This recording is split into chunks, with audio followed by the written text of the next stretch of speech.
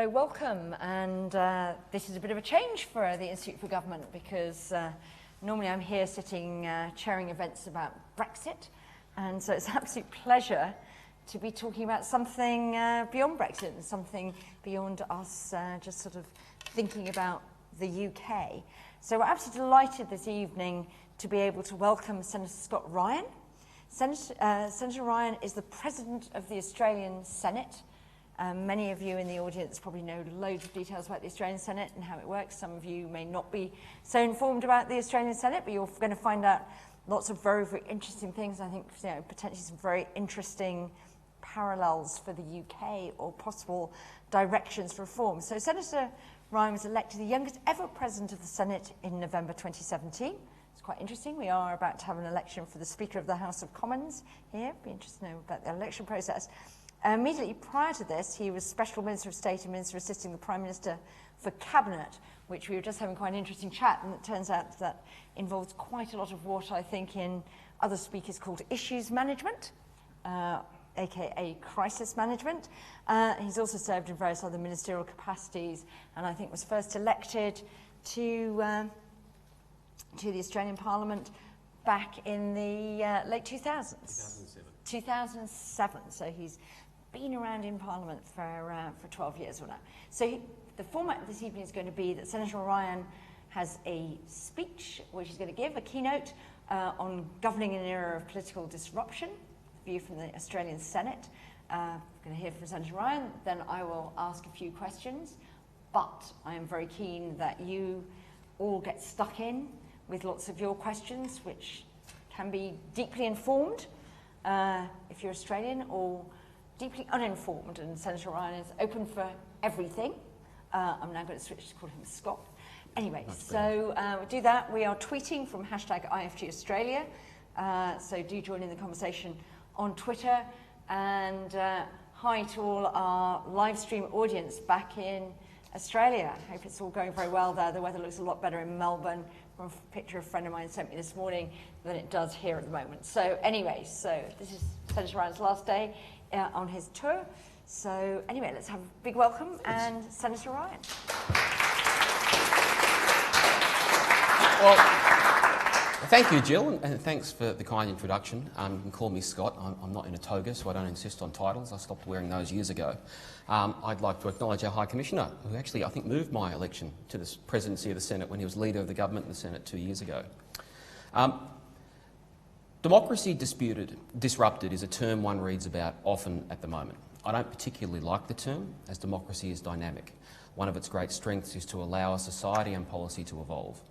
And we shouldn't mistake disruption for political parties as disruption for democracy itself. It can simply be challenging to political participants. But it is true we are going through a period of unexpected results and a potential realignment in traditional electoral coalitions, or as I saw it described earlier this week, the potential upending of political divisions from class and economic interest to identity and place. Although personally I'm not convinced, it is worthy of discussion.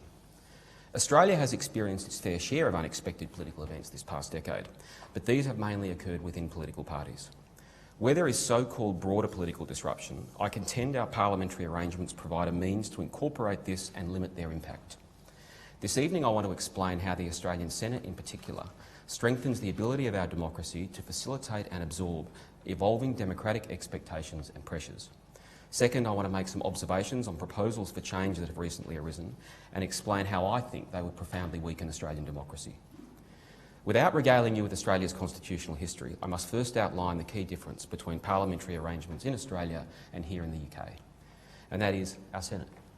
A detailed design by the authors of our Constitution, supported at referenda that underpinned its adoption and passage in 1900, was to blend responsible government formed in the popular House with a Senate designed along United States lines, popularly elected on the same franchise as the House of Representatives, yet with staggered terms double that of the lower house, with equal legislative authority except for a restriction on initiating and amending money bills or bills imposing taxation, but with the ability to deny their passage and to effectively insist on amendments being made, and comprising equal numbers of senators from each state, regardless of population.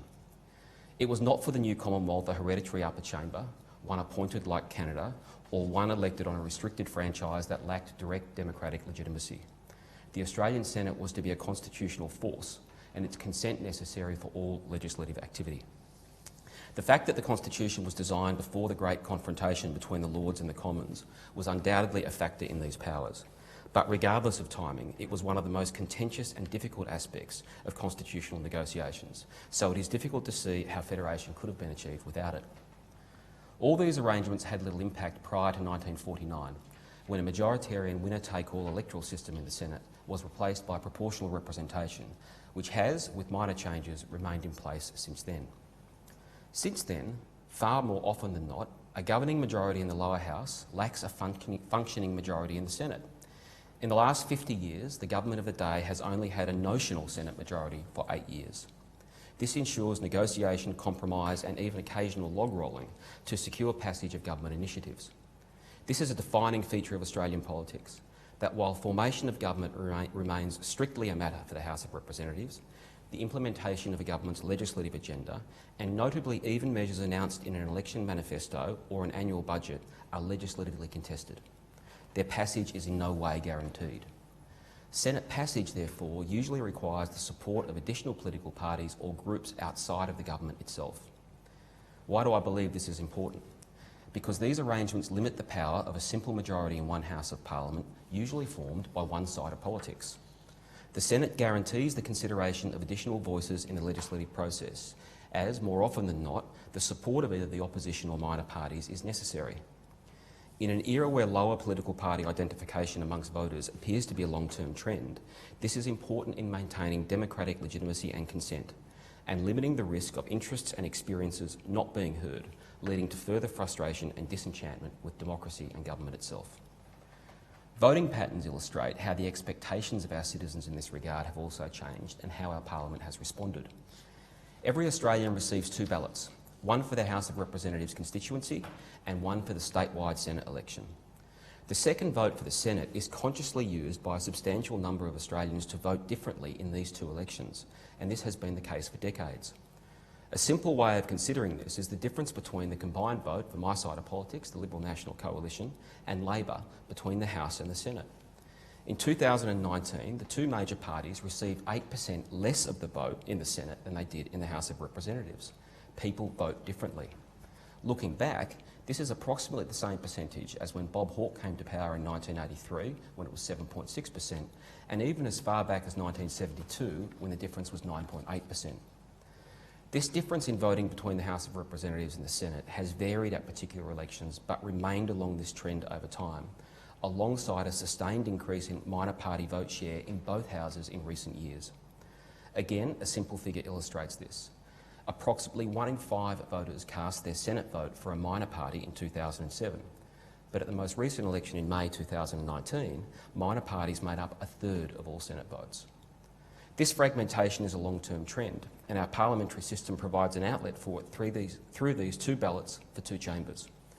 Even when close elections see stable governments formed in the lower house, without independents or smaller parties holding the very existence of government to ransom, yet the legislative activity of governments is limited by the Senate even when they are secure in office. A role for other voices is guaranteed in the work of government, while the voice of the majority forms it. While this may frustrate some governments, with one Prime Minister quipping once that they were in office but not in power, it is also important to note the requirement for Senate consent can also be a means to hold government to a mandate, for example, holding governments to promises not to do things. One historic criticism of our Senate, however, has been that the population variation between states represents a major malapportionment and therefore unfairness, given that New South Wales receives the same number of senators as Tasmania with 15 times the population. There is no way around this, it's true. It was the historic compromise to deliver federation of the colonies into the Commonwealth. But interestingly, through the electoral system employed in the Senate, it does a very good job of representing voting results when considered nationally. It is a relatively proportional chamber when the national vote is considered absent state boundaries. Indeed, in our current Senate, no party has an overall majority. Nearly 1/5 of senators come from outside the 2 major parties, and all parties that received over 3% of the national vote have elected representatives. To me, these features give the Senate a great deal of democratic legitimacy in the legislative process. Similarly, the composition of the Senate has changed, reflecting changing voting patterns, as various minor parties have come and gone in recent decades. notably the replacement of the Australian Democrats by the Australian Greens as the largest minor party. And in particular, by giving minority and emerging voices and non-major parties a direct role in the legislative process, it contains the frustration that may see disenchantment or even anger when people feel they are not being heard or their interests and experiences are not being represented. Now, if I could turn to some proposed changes to the Senate that have been put up in Australia recently. Proposals to double the Senate are almost as old as the Australian Constitution. The Labor Party for many years wanted it abolished or its powers restricted. At one point, even members of the Liberal Party floated the prospect of allowing the Senate to be effectively overridden by the House of Representatives via a joint sitting of the Houses without an intervening election. However, both of these would require a referendum, and given that it would have no chance whatsoever, they've never been attempted. Even those proposing it, I observe often frustrated executives in the House of Representatives, realise the public would not support the removal or otherwise reduction in the importance of their second vote for the Senate, the one they use to hold governments accountable. But recently another proposal has arisen to remove the statewide election of senators and therefore remove the proportionality of the Senate that has been so fundamental to it since 1949, and I contend a reason for the Senate's popular support as a check on government. One of these proposals by a former Deputy Prime Minister goes as far as to suggest further mass malapportionment of the Senate by breaking states up into electoral regions geographically, providing capital cities of each state with 2 senators and the other 10 to the regions, disregarding population distribution within the state. To be specific, it would mean that rather than just variances in populations between the states, it would also ensure massive variations in populations within states electing individual senators. As I outlined earlier, the current Senate is actually very reflective of the national vote, despite the difference in state populations. This proposal would destroy that. Indeed, the consequences would be the elimination of most minority voices and parties, as well as dramatically reducing the value of urban voters in the election of senators. In essence, if you live in regional or rural areas, you would have a greater say in the formation of the Senate and therefore passage of legislation. One justification by proponents is we already have these variations, but I believe this should be disregarded because of the figures I outlined above, illustrating that the Senate is relatively reflective of the national vote despite the state election of senators. This proposal intends to eliminate that on the basis that some voters should have a special claim simply based on where they live. A stated justification for this is that too many senators are based in capital cities and the regions are underrepresented. Now, before I tackle that assumption, it is important we note the numbers. It is true that 3 in 4 senators are based in capital cities, but it turns out that so are 3 in 5 Australians. So the imbalance is not as severe as can be implied. However, this proposal is also based on a misconceived notion that the only criteria that matters is geography. But that specific experience, attribute or perspective, which I do not at all dismiss, is also overlaid by others, such as personal interest, cultural and personal identity, employment, to name just a few, just as in the past, class or religion might have been more defining elements. I don't dismiss the notion that many Australians, and particularly those in regional areas that are feeling the brunt of natural disasters or tragedy, economic adjustment or simple access to government services, may feel disconnected from their politicians and government. But why should an unemployed person on the peri-urban fringe be stripped of the value of their Senate vote at the expense of a business owner in a regional centre? I cannot see the claim to fairness in this. Disadvantage, lack of access to services, frustration at not being heard or disconnectedness is not solely defined by geography.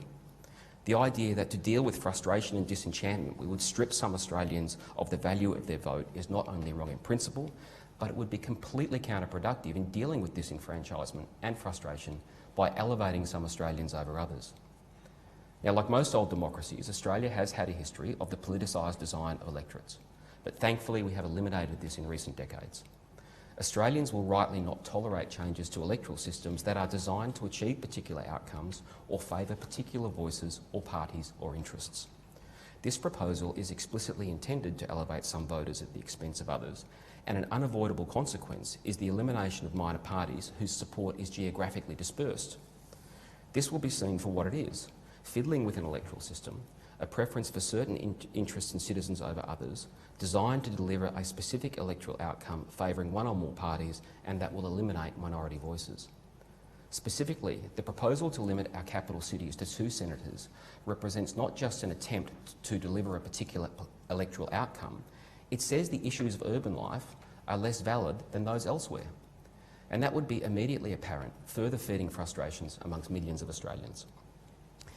I believe it would also inevitably impact the legitimacy of the Senate, and therefore the Parliament itself, by reducing its ability to incorporate the interests of minority voices as I've described above. The legitimate concern that geographic size increases the difficulty of representing constituents can and should be dealt with by extra resources, which we already do, and if appropriate, we can increase. They are not dealt with by saying a regional vote is worth more than an urban one. In conclusion, having been in opposition and government, a minister and a backbencher, I've experienced all aspects of the role of the Senate. It can be frustrating to have proposals you firmly believe are in the national interest blocked, or you can stop a proposal you passionately believe is a poor one. It can provide opportunities for some to extract commitments on unrelated issues. It can require frustrating, imperfect compromise. But it works by ensuring more voices than just my own, that a greater range of experiences and perspectives are taken into account in the legislative process. This strengthens it. This delivers greater legitimacy and, in my view, assists with maintaining democratic consent. It doesn't need to be disrupted. Thank you.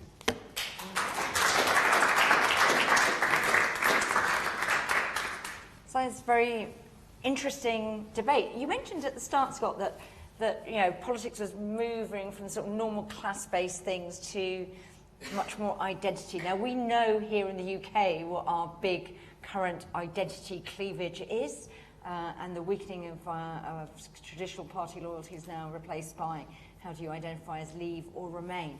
So is urban-rural now the big sort of identifier in Australia, or what is this sort of identity cleavage in Australia? Because we think of Australia as sort of, you know, basically quite classless and everybody basically on the beach, but yeah.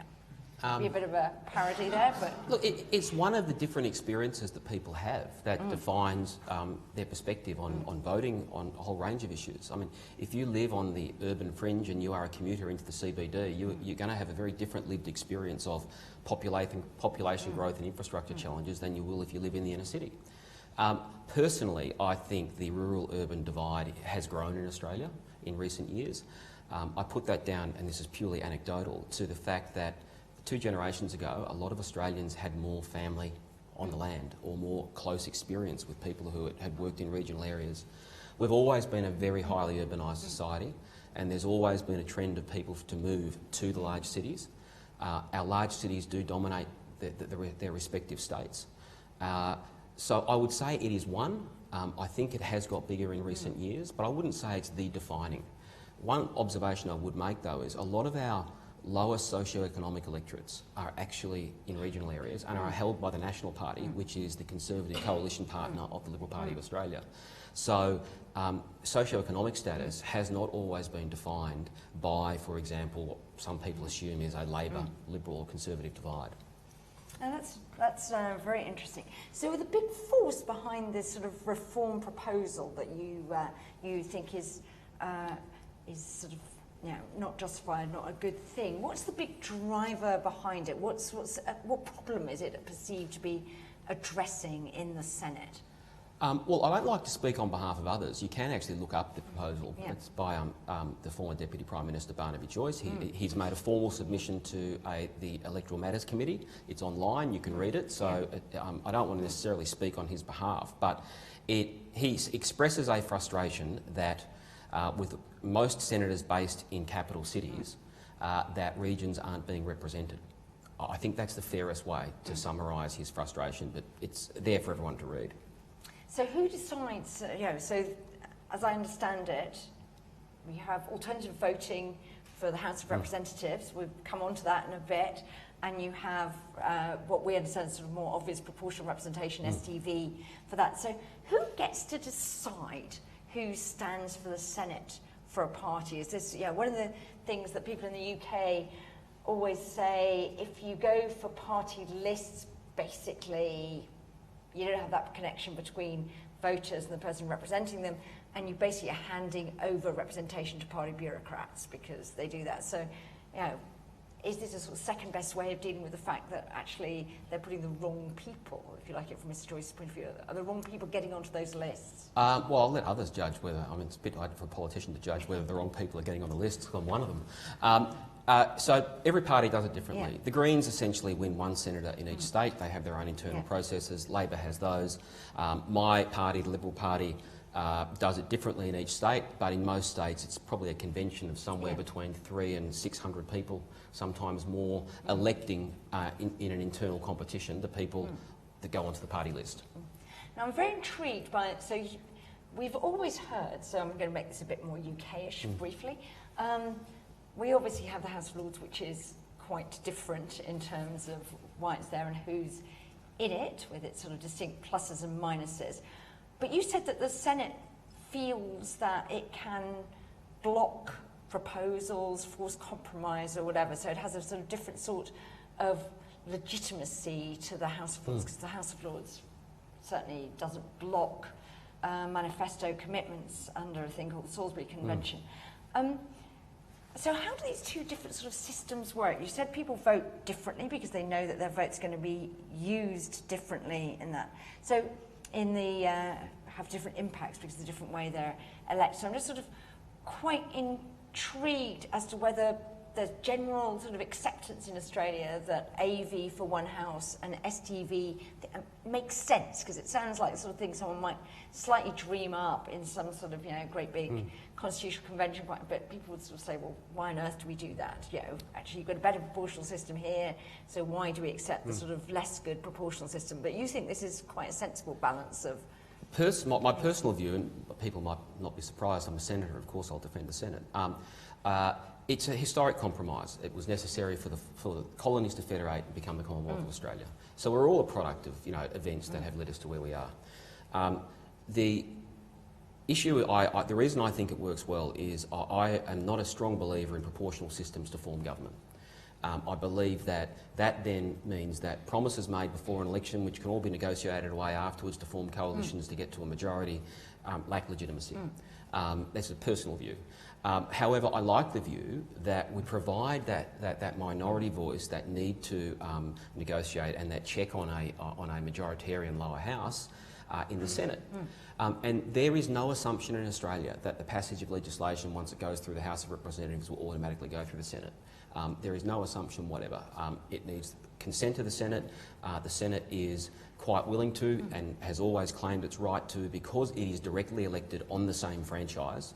It's never been a restricted franchise, unlike some of our state upper chambers or other chambers in the world, like the Irish upper house, for example.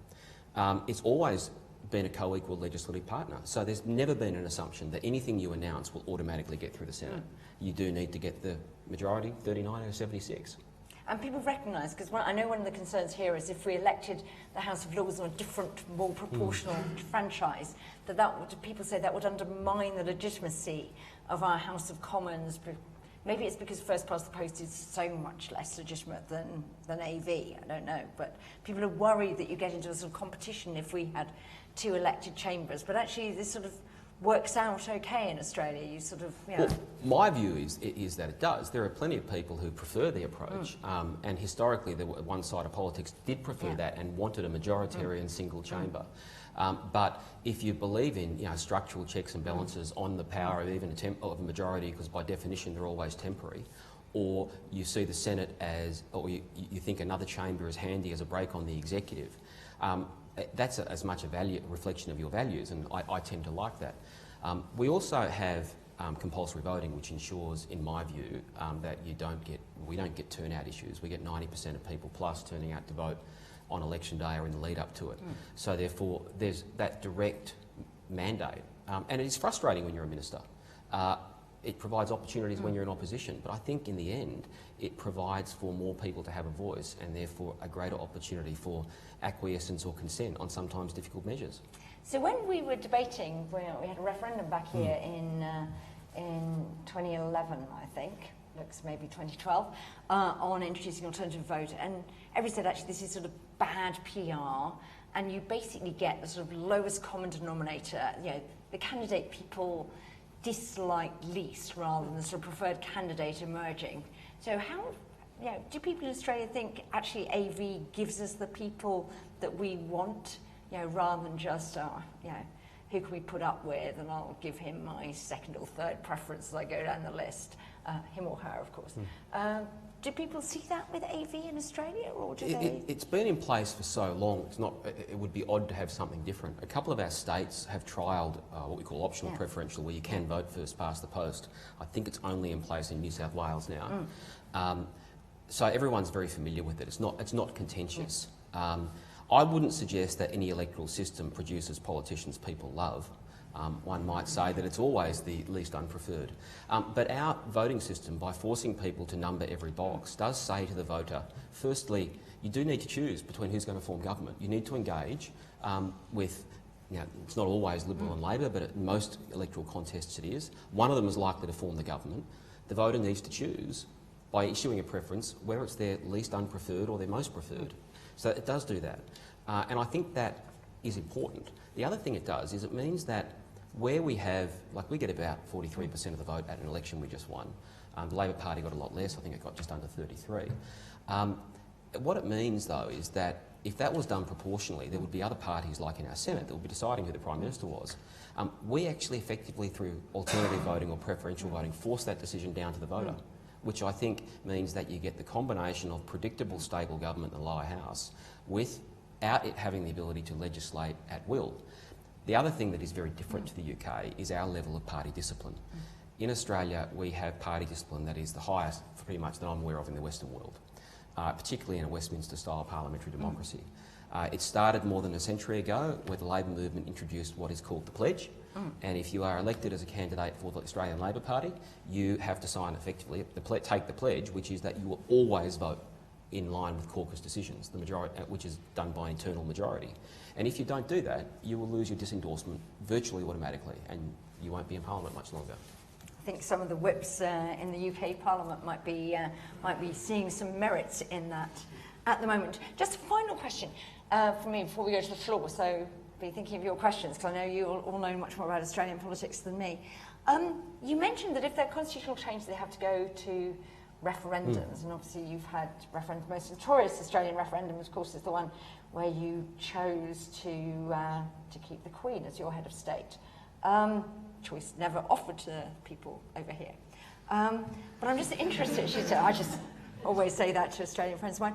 I just was sort of wondering, what's your experience of referendums? We're obviously living with the fallout from perhaps not the best designed referendum 3¼ years ago. And I just wondered, reflecting on Australia's experience of referendums, what you might have as advice to future British Prime Ministers thinking about referendums. I haven't had a lot of experience. There was a group of referenda in 1977, most of which were uncontentious, 3 of which succeeded, and they were very non-contentious issues.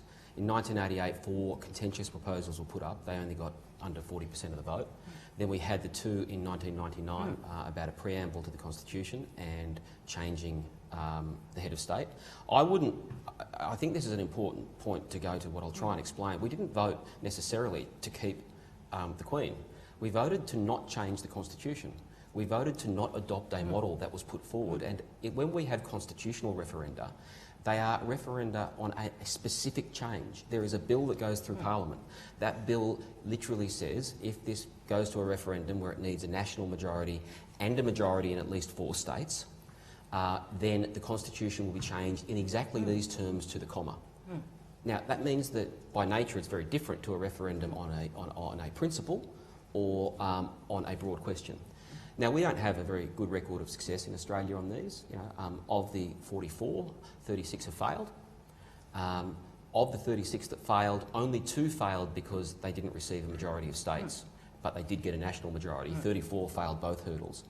But overwhelmingly, there have been proposals to centralise more power in Canberra, the national government, or to change the institutions, like have 4-year terms or fixed parliaments. We probably won't get that idea again for a while. I've never been a supporter of it. But, and so people say the Australian Constitution's been hard to change. Well, the people have voted against it. It's like a politician complaining about an election result. We give our people a direct say. I don't think it's a bad thing. I think most of the changes were terrible ideas. But one of the reasons, for example, in 1999, the Republic referendum failed was substantial numbers of Republicans voted against it because of the model of selecting the president was going to be given to politicians. And I would put myself in that category. Okay, that's really, really interesting. Let's go to the floor. Now, I think Sarah is is going to wander around with a mic. So it's very important because we're hoping we're getting lots of people watching in Australia. So we definitely want you to do it. Let's go to the back there, and then everybody will then pass it along to whatever. We'll take questions individually, I think. It's one of the big pluses. Whatever. Oh, tell us who you are. Scott Simmons from the Taxpayers Alliance. I happen to agree with you, Mr. Ryan, about everything you've said, really. I think it's a great model for government. Do you think that's why they have such a big problem in the UK is if you then restrict minor parties, you then get more and more people into the main parties, and then that causes more problems than it solves. I was just wanting your opinion on that. Can I say, firstly, I'm reluctant in my office to provide commentaries on other countries' arrangements. What I'll say is, would I like a first-past-the-post system with only a single House of Representatives in Australia? No, I wouldn't, and here are multiple reasons why. The ones I mentioned. We always talk in Australia of the two-party preferred vote. So we always tend to talk of 52-48, 53-47. Personally, I think, to a lot of voters who don't follow politics a great deal, that sounds a lot better than people winning on 38% of the vote. It also reduces the incentive for people to have breakaway parties that might just suppress one person's vote by taking the vote away from one party, which means another party that might historically have come second leapfrogs, even though it's got no more votes, it's just that the other party votes split. Our preferential voting, or alternative voting in the lower house, means that those votes still count. One criticism of it is, of course, that comes, I think, from the US, is that it gives those people two votes. You know, if you vote for a minor party and they don't get elected, why should you get a second vote? We have we seek the most preferred candidate. We don't seek the most popular candidate. So I think that if we didn't have that, that the pressures we have, and we may well have, with different experiences, rural and urban growing, I think we're getting a more geographic concentration of disadvantage in a number of areas. Partly it could be a product of house prices, there's a whole range of reasons. I think we would lead to more disenchantment and more frustration because people would then feel that their interests weren't being represented, their experiences weren't being represented. They don't follow every vote in Parliament. You know, that's the blessing of a successful liberal democracy. People don't have to follow every vote in Parliament, but they do look for proxies and surrogates. Is someone who's got my life experience, is someone who has got, you know, my particular values, got a voice in that place, and I think our Senate guarantees that. And it's frustrating when you're in government, but it does lead, in my view, to a more sustainable model. So, Scott, could you give us an example of a place where a minority party, because it's in the Senate, has actually changed the course of a piece of legislation? Is there a sort of recent example that you might point to, saying, if there hadn't been Greens or hadn't been, you know, this party represented in the Senate, actually this wouldn't have happened? Well, we recently, with budget measures, you know, we've made unrelated commitments on a particular tax bill to have an inquiry into a certain matter that was an interest of one senator. We made arrangements in the last Parliament, I think, to change procurement details to support local industry in order to get an unrelated bill through Parliament. Sometimes it will be support for an activity in a senator's state, you know, to deal with a disadvantaged area. One senator at the moment, I think it was an increase, we've got before the Parliament an issue around having a trial of managed welfare payments on a card to limit the purpose for which they can be used. And one senator is saying, well, no, sorry, it's actually about drug testing with that. And one senator is saying, well, I want increased support for drug services, for rehabilitation services before I consider that. So sometimes they're related, sometimes they're not. Sometimes they're very big issues, sometimes they're not. We famously got some substantial changes to our age pension through the Senate, which involved a redistribution from people well off to people not well off, and that got through with the Greens' support in last Parliament. So it means that you have different pathways when you're in government to negotiate with different parties about your priorities. And does the sort of, you know, majority government in the House of Representatives, does it negotiate as well with the sort of main opposition party in the Senate, or is it really just trying to sort of cobble together, you know, the sort of minority parties to come in? Well, you know, we've had, ironically, before 2010, the only time we'd had a single seat majority in our 150-person parliament, basically, was 1961. And in 2010, 2016 and now, we have a government with a single seat majority. So we've had 3 of the closest 4 elections in the last 50 years. But there will be other issues upon which we deal with the main opposition party. One of those has been national security laws, which our High Commissioner was responsible for when he was our Attorney General. And we do, for example, undertake with the Labor Party opposition, as we were with them when we were in opposition, substantial negotiation and discussions with them about those laws. Okay, next.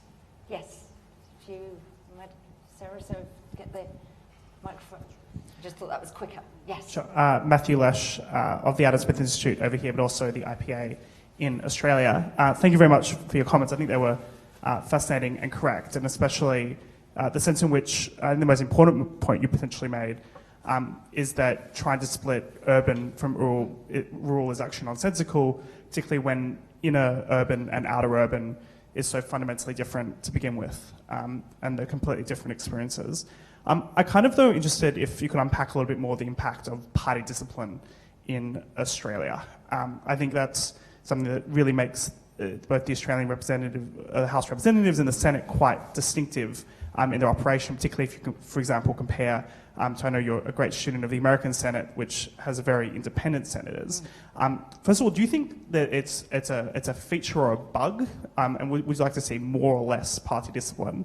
And second to that, if we wanted less party discipline, I'd be keen for your view on the idea of doubling the size of the House of Representatives, for example, as a way of ensuring that there's more independent members who aren't necessarily just working to get onto the front bench, which I think is often the experience in the Australian House of Representatives. The Australian House of Representatives is quite small. I mean, when you look at proportional shares, ratio to population, isn't it? Sort of, ours is 650 for a population of 65 million. You're 150 for 25 million. Yeah, so that's quite... So our House of Representatives and Senate are set by formula. The Senate has to be half the size of the House of Representatives because of an obscure provision that's only been used once in history, which is if a government's legislation gets blocked and meets certain conditions, the government can dissolve both houses of parliament, so not just half the Senate. And then if it wins, it can present that legislation to a sitting of both houses. And of course, there being double the number of members of House, if you get a comfortable majority, you can override the Senate's objection. That's only happened once in 1974, but it means that to expand the House of Representatives, you have to expand the Senate by half the size. Party discipline in Australia, in my view, historically effectively flows from Labor's pledge. It was a very early pledge, and it was actually quite contentious even on some within the Labor movement, and it has been a defining feature of my side of politics to never insist on that. We have the right on any bill, as long as you're not a minister or a whip, to cross the floor, so to speak, and vote against government legislation or whatever the government may decide on an amendment. It doesn't happen often, and you wouldn't want to do it too often because your party selectors and party members would ask you why. I personally, I've got a pretty Burkean view of these things. I think that's particularly important. I don't know if that'll ever change in Australia. One of the reasons, ironically, is despite the Senate being elected on a party list system, the Senate has historically had more independence from the party line than has the House. Not in recent years, but for some of those years I mentioned between 1977 and 1975 and 1980, when the then Fraser Liberal coalition government had a Senate majority, it was described as the time as a majority on most days at most times, but there were occasions where half a dozen senators would cross the floor and defeat government legislation.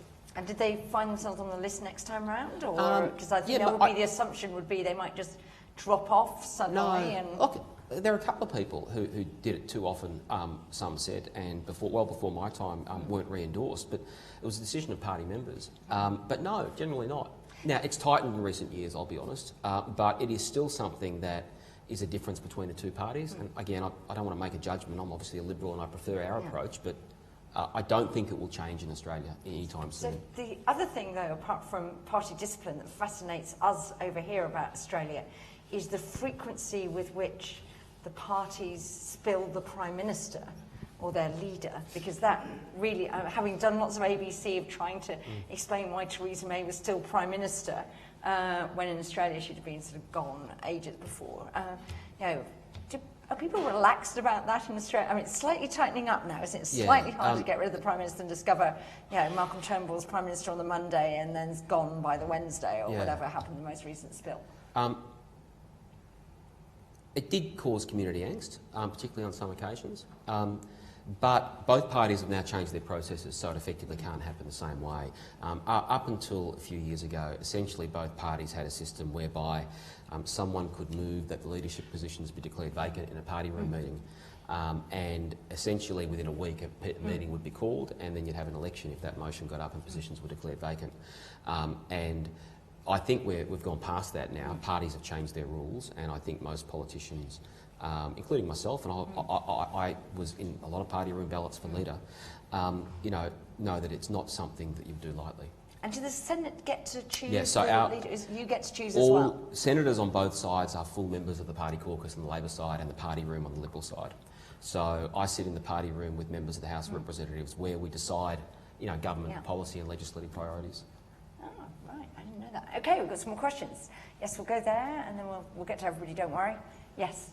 Hi, I'm Claire Wesley. I work at Portland Communications, and until April I worked in Australian politics. I suppose my question is, you've made a very convincing defence of the constitution of the Australian Senate, but I do wonder if, because the balance of power, in particular recently, has often rested with a few people who some may suggest might be a bit particular or unusual in their views, they can hold disproportionate sway with regard to what legislation, the shape of the legislation, and that goes on behind closed doors often, but also there may be bills and policy that it's decided in the party room or in the cabinet room that there's no point in even bringing such legislation because it would never make it past the kingmakers of the upper house. That could be argued to be a bit perverse or slightly undemocratic. I just wondered what your response to that is. So one of the changes I mentioned, we did have a situation with the way the ballot was drawn and the way it was counted that allowed people to get elected on as little as 0.5% of the vote because of gaming of preferences. Now, we essentially changed that so voters couldn't just number a box and the votes could then be preferenced by parties right across 70 or 80 candidates. Voters now have to number the box themselves. So that did change the results from that 2016 election where some people got elected on very low margins, and I think in 2010 the record was at 1.6% of the vote got a senator elected. So the proportionality is generally maintained and the ballot paper is the same. The other observation I'd make though is, remember, minor parties only matter if the government and the opposition don't agree. So the question I ask myself is, should an executive, which has the right to initiate legislation in our system, as does the Parliament by the way, but not on financial matters, should it have, because a cabinet or a government party room decides it wants to legislate a certain priority, should it actually have the right to legislate that, or should some process of consent be required? I tend to fall on the latter side. I don't think by virtue of being in government you necessarily have the right to legislate on any matter you think fit. The challenge we've had in Australia, and I did speak about this last year, how could we adopt the Salisbury Convention in Australia to actually say, well, something that was central to a mandate, could that be respected?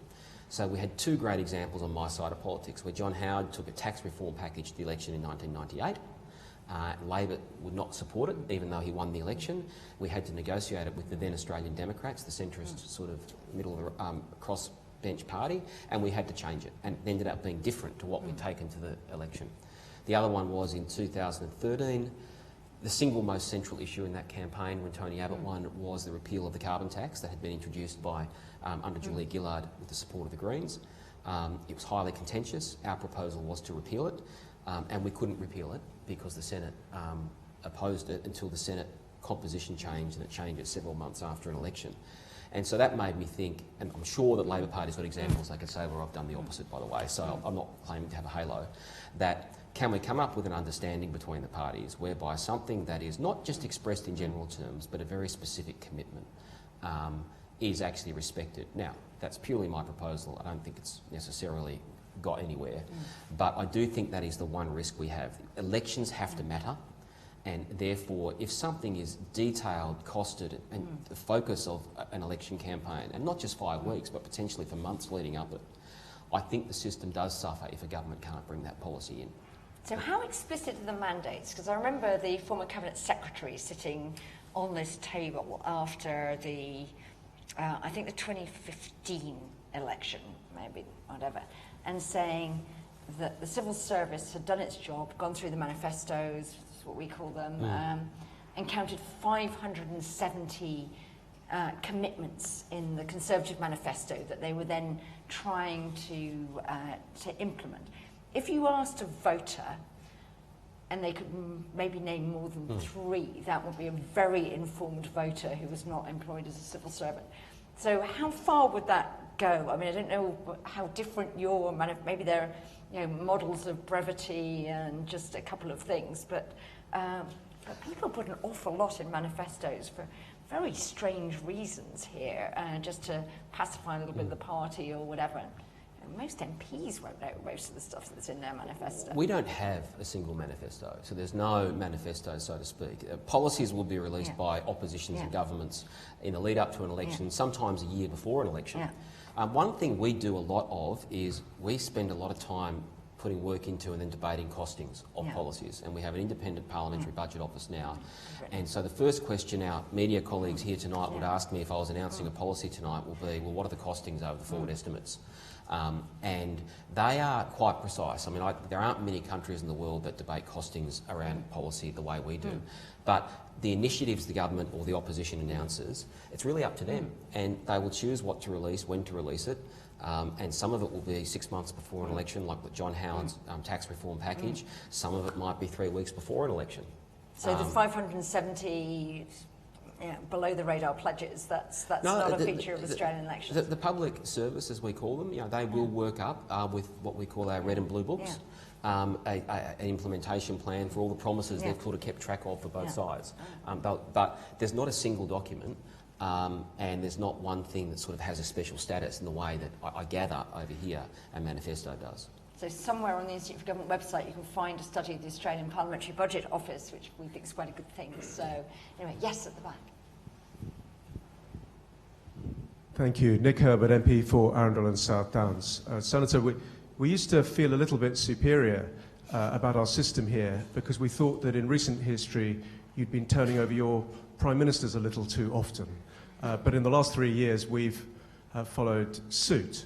And I wondered if you thought that the turbulence that you've had over the last few years owed more to politics than to the system, and whether you think it's over. Because people here are hopeful that our current turbulence is more to do with one political issue and less to do with our system. Or is this a change that we're beginning to see because of the rise of populist politics? Well, as I said, both parties have changed rules. In Australia, so I don't think we'll go through that period again. Obviously, with the election result on May 19, I really hope we don't go through it again because we won by 1 seat.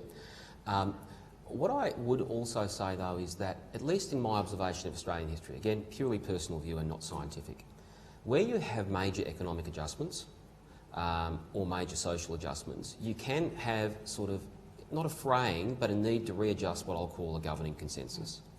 And if you look at what happened in the 1970s, you had pretty radical social change, and I don't mean that in a pejorative fashion, in the 60s.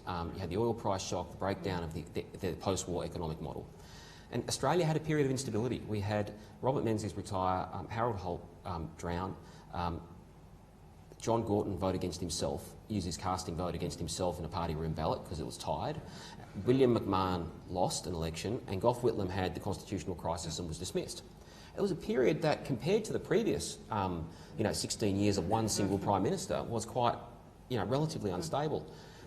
In reflection, I think we may look back at what happened in the late 2000s with what we call the global financial crisis, which which hit Australia differently to Europe, I understand, and North America.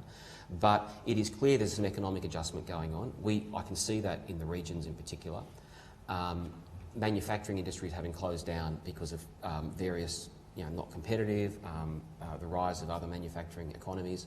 I think, I ask myself, is part of the instability that's happening in a few places a product of, again, some of those things that are changing underneath the water level? Is society changing? Different expectations? That's my personal view. I've got no evidence to support it, but I just sense that a number of the things that my generation, I'm 46, took for granted. For example, commitment free trade was always good because it left consumers better off. It led to a more efficient allocation of resources. That we were more concerned with everyone real wage growth rather than where it was going. And I get the sense that some of those values might be changing, and politics sometimes takes a while to adjust. Now, we'll wait and see, but that's purely a personal view. Okay. Yes, let's come down to the front, Sarah. What's the room? Yes. Senator Richard Ferguson from the Australian. Thanks so much for your speech. On your theme of regional representation, some of your colleagues have argued that instead of Barnaby Joyce's proposal, they basically pre-selections within the parties, for people who are not from Australia, basically have a model of regional representation. It's obviously been a big part of the recent pre-selection fight between Sarah Henderson and Greg Mirabella in your own state branch.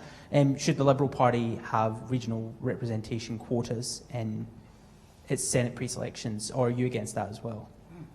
Well, in principle, what the parties do is not a matter that I think, I wasn't addressing that in a matter of parties. I think it'd be different in different states. I mean, Queensland's a very decentralised state, whereas without dismissing the different experience of people outside Melbourne, I take the observation before, life on the outer skirts of Melbourne, in honesty, would have more in common in many ways than life in some of our large regional centres than it would in the inner city of Melbourne. So I'm not convinced. I do think that the wisdom of crowds works here. The Liberal Party members can be trusted to make those judgments, and that is something they do take into account, the one you mentioned. In other states, I know they do divide it up for their state upper houses to ensure people come from different regions. So, look, I think purely speaking on behalf of the Victorian, speaking as a member of the Victorian division of the Liberal Party, not on behalf of it, I don't think we need to. The party members will decide if they think it's important. Okay, let's go back. My name's Oliver Madison. You mentioned that the electoral system for the Australian Senate is effectively one of the party list, although obviously technically it is STV. But that, as you know, is to do with the prevalence of above-the-line voting. How does that affect the degree of independence of Australian senators, and do you think that's limited in any way by it, particularly given voting below the line one is required to number, I think, is it 90% of? No, we've changed that. You only now have to number, I think, depending on whether it's a half Senate election or a full one, effectively up to 6. Yeah. As I said earlier, historically, at least on my side of politics, the senators displayed a bit more independence than members of the House. Even though they are effectively elected on a party list. I mean, I make the joke to my members, my friends in the lower house, that there's no corflutes of me scaring children outside schools. I mean, you get a degree of anonymity as a senator that you don't get as a lower house member, where it is a very personal campaign. Your photo is everywhere. I'm conscious that at least for the major parties, most of us are elected on a party vote. But even if you look over the last few years, in 2009, my side of politics, then in opposition, had a very extensive and difficult debate over whether to support the Labor government's proposal for effectively an emissions trading scheme. And at that time, the dissent to the party line was actually more prominent amongst the Senate because the Senate was the one where the fate of the bill was going to be determined. And we eventually determined a party position to oppose it, which ironically only held the wall in the Senate because the Greens voted against it too, which the Labor Party never ceases to remind them of. So I take your point. It's just that history seems to have demonstrated the opposite. Even though instinctively you might think being elected as a party list person you have less freedom, I don't think it's a hard and fast rule, just my observations over a couple of decades. I just want to ask you a question. One of the things that's always struck us in the past about watching procedures in the Australian House of Representatives, not the Senate, is the sort of tone of the discourse, she says, certainly home. Yeah, it sounds a bit like a bear pit with everybody rowing at each other and stuff like that. We had some very nasty scenes in Parliament last week, tempers quite raised and a very antagonistic sort of atmosphere. I wondered, where you thought sort of, civility in Parliament was going in the Australian Parliament. Has that all calmed down? Is it now sort of measured? Is it very different in the Senate to the sort of tone that we see sometimes with people? We people punch each other, don't they? Do they punch each other in the floor of the Australian? No, we've never had. We've never had physical. I can't say never. In my time, we've not had physical altercations. We did have in the last Parliament, so before the election, in the year leading up to that, a notable number of instances in the Senate, which led me to make some very strong statements about behaviour and comments. There was one physical altercation between a senator and a chief of staff to another senator. I'll let you Google it all. I don't really want to go through it again. I made some statements about behaviour. It hasn't happened again, but there were 2 or 3 incidences that were. One of them in particular was a new parliamentary low, I might say. Australian politics has always been famously combative. Our question time, for those who aren't familiar with it, our parliament sits about 20 weeks a year, 18 or 20 weeks a year, from Monday to Thursday. We all fly in from around the country. And on every single one of those days, every minister turns up to question time, including the Prime Minister, for an hour and a bit from 2 p.m. And it's not like there's only one session for half an hour a week. And it's not as what I'd call iterative or spontaneous as the British system. It's very structured. There's a time for a question. It's either a minute or a bit longer. There's 4 minutes for an answer, and then there's another question, and it goes like that. We do have questions from government members to ministers. A cynic might say that the minister can expect what that question will be and will not be too surprised by it. And in both chambers, you have ministers representing every portfolio. So I go into the Senate as a minister. I think I've represented social services and health, and someone else will represent the Treasurer. The leader will represent the Prime Minister. So it is competitive. It is a regular complaint from citizens when they see it.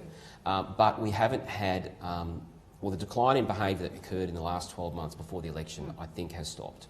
I think. And did you do anything? I mean, does it just revert to norm, or did you and the sort of other, authorities have to do things to stop it? So our Speaker can suspend someone from the House for an hour just by booting them out. Sin bin them. Yeah, I don't have that authority, and I don't think I should have it. By the way, it works better in the Senate. That I think that we are dependent upon consent. The Speaker has power. I have persuasion. And only one person has been suspended from the Senate in my 11 years there, and I did that. I named them, and then a motion was moved to suspend them for the rest of the day, and that was quite contentious. So there's not a lot of power. You've got the power of persuasion in my job, as Tony Smith does in the House, because you can't kick everyone out. We both essentially try and wind it back when it gets a little bit too heated.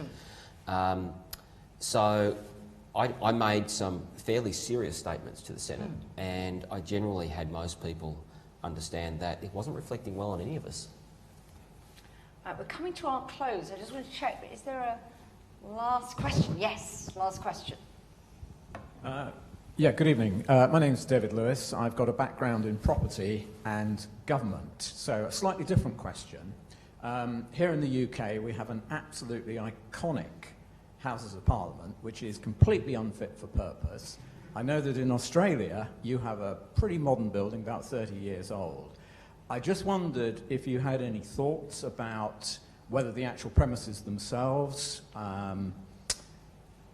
in any way play a part in the smooth operation of politics. Thanks.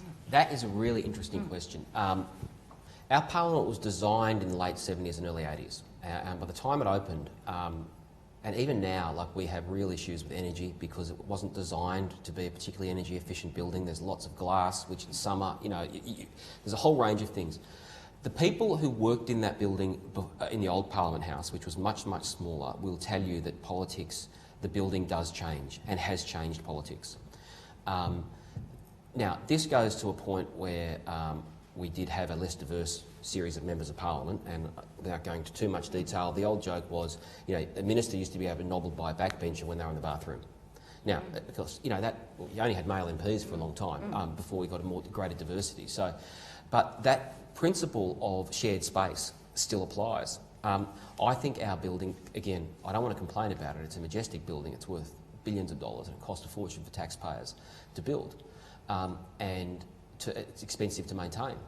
But I do think having MPs in individual offices with their own bathroom, little kitchenette, ministers in their own wing of the building, As a minister, I can tell you, compared to when I worked there in the 90s, backbenchers just didn't walk through the ministerial wing and pop in to see ministers as much as they used to. Personally, I think that is one of the things that's happened over 15 years. Ministries have got more distant from their caucus colleagues. I think that has led to problems getting bigger before they get resolved, which can explain some of the internal party tensions. If you come to our Parliament House on the busiest day of the year, which is our budget day, you can still walk down a corridor and not see someone. It is a cavernous building. And one of the things we do, and we're very aware of this with colleagues, if you're having a bad day in Parliament, you can be away from home, you can be isolated in your office, you can be being beaten up because something went wrong by the media. It can be a very, very lonely place. So I think if you were designing it from scratch, you would provide more public spaces. For example, there's a big staff cafe, one of those huge staff cafes, and one coffee shop. And you'd probably have more. You'd probably create those urban spaces that we all like to live in villages or town centres, where there's more what I call spontaneous interaction. There's not a lot of spontaneous interaction in our Parliament, and I do think that that does shape some of the activities. That said, as a place to get your work done, it is incredibly effective, and the old Parliament was like, it was just not fit for purpose because you had 3 or 4 MPs in an office, no capacity for staff, the library was half off-site. A whole range of things like that. And you're less likely to get electrocuted or have sewage coming in than our Parliament. Though I think the sort of space in Portcullis House, actually, I don't know whether you've been there, is actually that sort of space where you see, you just walk through it and you see loads of people you know, even if you're someone like me. That's drawing it to a close. But Senator Ryan, thank you so much for coming. Thanks for having me. And stopping off on your tour, which has included Uganda as well. So that's quite an interesting routing, and have a great flight back to Australia tomorrow. And thank you very much for doing it. And I think actually there's some really interesting, very relevant things, particularly as a result of the sort of current impasses in Parliament. A lot of these constitutional issues that we tend not to think about most of the time in the UK are really coming back. We were talking earlier about electoral reform potentially back on the agenda. The role of the House of Lords, which suffers from its own little legitimacy problems, etc. So I think it's really interesting to hear about how a different Westminster system is working. So could you please all thank Senator Thanks for having me.